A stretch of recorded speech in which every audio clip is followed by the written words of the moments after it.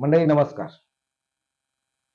साधारणपणे कसं होतं, की आपण एकमेकांना जेव्हा भेटतो, त्यावेळेस एक प्रश्न सहज असा विचारला जातो, की सध्या काय वाचताय? कोणता सिनेमा बघितला? कोणत्या पर्यटन स्थळाला भेट दिली? वगैरे हे काही सामान्य प्रश्न असतात आणि त्यामधून आपण एकमेकांना आपल्या मित्र-मैत्रिणींना म्हणा, आपल्या नातेवाईकांना म्हणा, अनेक गोष्टी शेअर करत असतो. तर आता हे आज सांगण्याचं कारण एवढ्यासाठीच, की आपण नेहमी म्हणतो, की काय चांगलं वाचलत का? किंवा काहीतरी सुचवा. तर आज एक पुस्तक आहे माझ्याकडे, जे मी आपणास सुचवू शकतो, की अवश्य वाचा. त्या पुस्तकाचं नाव आहे आहार गाथा. अर्थात नावातूनच त्याचं नाविन्य चालू होतं. कारण आहार गाथा हा जो काही शब्द आहे 2 आहार आणि गाथा हा एकत्र करून हे पुस्तक डॉक्टर संगीता देशपांडे यांनी लिहिलेलं आहे. अर्थात अनेक स्तंभ म्हणजे स्तंभलेखन हा जो प्रकार असतो वर्तमानपत्रामध्ये, तर त्या स्तंभामध्ये आलेले अनेक लेख वेगवेगळ्या विषयांवरचे अर्थात ते आहाराशी संबंधित असणारे असे लेख त्या ठिकाणी आहेत आणि ते खूप उपयुक्त आहेत. काय होतंय, की साधारणतः आपण नेहमी म्हणत असतो, की हेल्थ इज वेल्थ. अगदी 100% ते सत्य आहे. आरोग्य जर आपलं चांगलं असेल, तरच इतर गोष्टींना अर्थ आहे किंवा इतर गोष्टींचा आनंद आपण अगदी मनमुरादपणे घेऊ शकतो. पण मग आरोग्य चांगलं ठेवण्यासाठी ज्या काही गोष्टी करायच्या असतात, अगदी दैनंदिन त्या कराव्या लागतात. तेव्हा त्याचे रिझल्ट आपल्याला पाहायला मिळतात.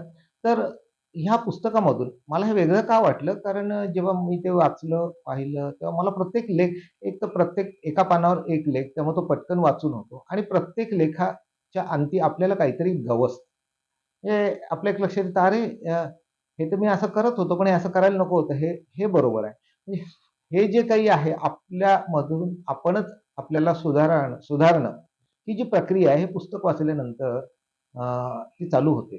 त्यामुळे मी जेव्हा हे पुस्तकातले बरेचसे लेख मी वाचले आणि त्यातून मला असं कळलं, की एक ज्ञानामध्ये भर टाकणारं आणि आपल्या आरोग्याची गाडी योग्य त्या ट्रॅकवर आणणारं असं हे पुस्तक आहे आणि त्यामुळे ते अवश्य वाचलं पाहिजे.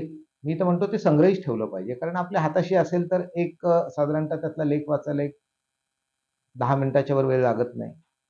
पण ती 10 मिनिटं तुम्हाला निरोगी ठेवण्यास मात्र निश्चित मदत करतात. तर इतकं हे उत्तम पुस्तक आहे.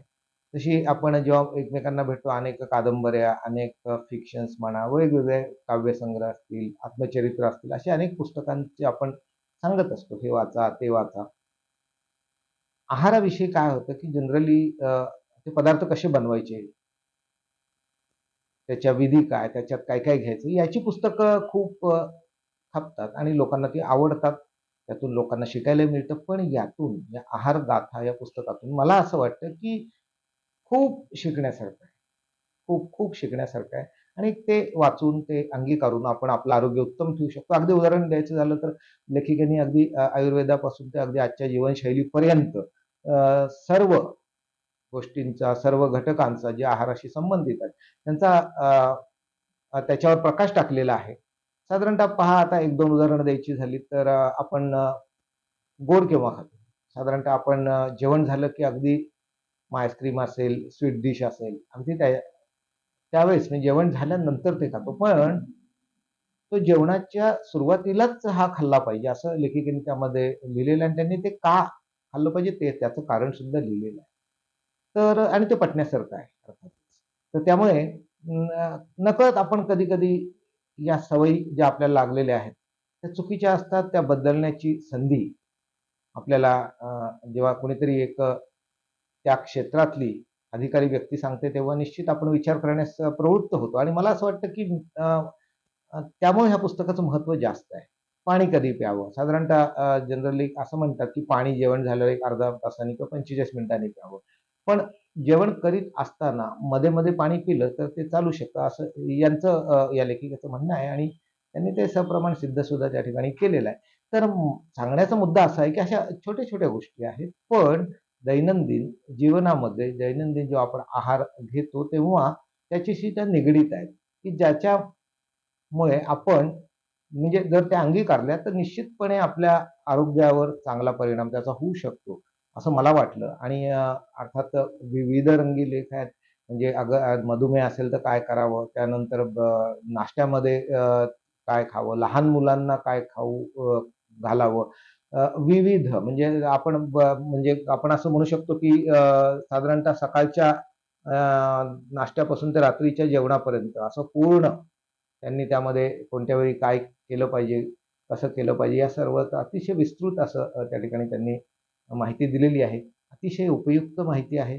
आणि संग्रही ठेवणं आणि वाचत राहणे, हे जर केलं तर मला असं वाटतं की आपण निश्चितपणे आपलं आरोग्य चांगलं ठेवू शकतो. आपणास जो आहार लागतो तो साधारणतः कसं असतं की तो एक त्यामध्ये आपण जे कॅलरी कॉन्शियस आजकाल सगळेच लोकं आहेत. पण कधी-कधी असं होतं ना की काय खावं आणि काय खाऊ नये, याच्यामध्ये खूप गोंधळ उडालेला असतो. तर अशा वेळी हा गोंधळ घालवण्याचं काम सुद्धा हे पुस्तक निश्चितपणे करतं. आणि त्यामुळं मला असं वाटलं की आपल्या सगळ्यांनाच की या पुस्तकाविषयी सांगावं, हे आपल्यासोबत शेअर करावं. साधारणतः आजकाल सर्वच जण आपल्या सौंदर्याविषयी सुद्धा जागरूक आहेत. तर आहाराच्या माध्यमातून आपलं सौंदर्य हे कसं वाढवता येईल किंवा अबाधित ठेवता येईल, या संदर्भात सुद्धा त्यामध्ये लेख आहेत. हे लेख व्यवस्थित वेगवेगळ्या अशा वृत्तपत्रातून आलेले होते. आणि त्याचं एक उत्तम असं संकलन, अतिशय देखणं असं पुस्तक हे आलेलं आहे. आणि डॉक्टर संगीता देशपांडे यांनी त्याच्यावर खूपच मेहनत घेतलेली दिसते आहे. आणि भाषा सुद्धा अतिशय उत्तम आहे. वाचताना आपल्याला एक वाचक म्हणून सुद्धा खूप आनंद होतो आणि खूप माहिती मिळते. आणि लेख हे पटपट वाचून होतात, त्यामुळे कुठेही ते कंटाळवाणं होत नाही. अगदी एका दमात बसल्यावर कादंबरीसारखं तुम्हाला ते संपवायचं आहे असं काही नाही.